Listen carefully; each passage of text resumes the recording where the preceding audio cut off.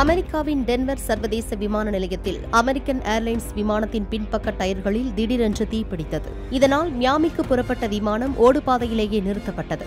முன்பக்கமும் பின்பக்கமும் உள்ள அவசர கால கதவுகள் திறக்கப்பட்டு பயணிகள் அனைவரும் ரப்பர் சறுக்குகள் மூலம் அவசரமாக விமானத்தில் இருந்து வெளியேறினர்.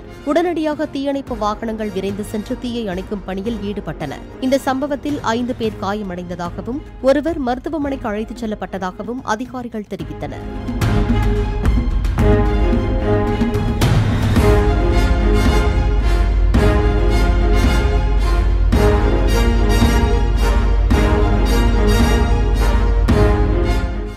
பிளே ஸ்டோர் மற்றும் ஆப் ஸ்டோரில் இருந்து பாலிமர் செயலியை QR கோடு மூலம் பதிவிறக்கம் செய்யுங்கள்.